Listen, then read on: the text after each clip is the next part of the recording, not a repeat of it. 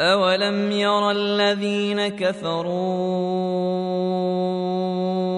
أن السماوات والأرض كانتا رتقا ففتقناهما.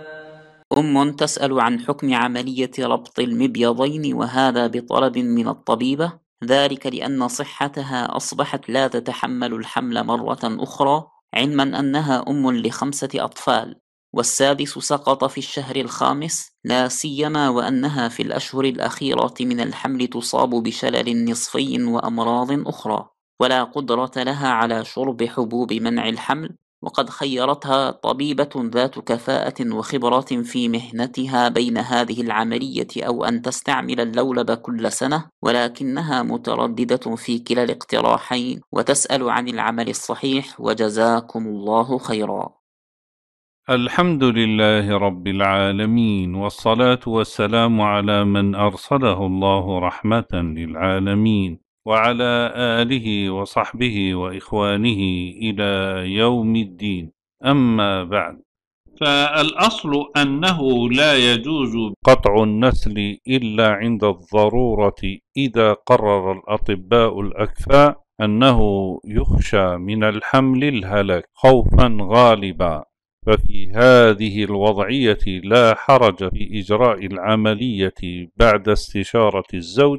أما إذا كانت أسباب الخطر آنية يمكن أن تعالجها بالأدوية أو الراحة، فليس لها سبيل لقطع النسل، ويجوز لها المباعدة بين الولادات باستخدام الوسائل المانعة من الحمل التي لا تضر، لتعود بعد ذلك إلى وظيفتها، والعلم عند الله تعالى. وآخر دعوانا أن الحمد لله رب العالمين، وصلى الله على محمد وعلى آله وصحبه وإخوانه إلى يوم الدين، وسلم تسليما.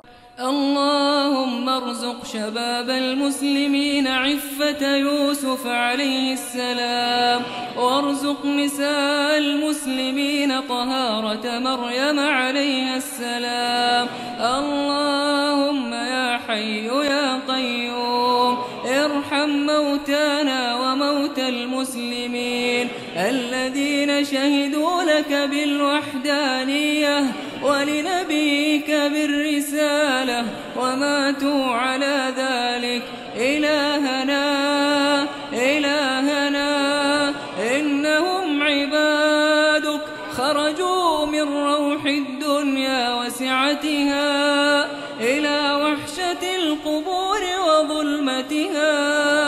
اللهم كن لهم من بعد الأحباب حبيبا، واملأ قبورهم مسكا وطيبا. يا رب يمن كتابهم وهون حسابهم ولين ترابهم وطيب ثراهم وأكرم مثواهم، واجعل الجنة مستقرهم ومأواهم.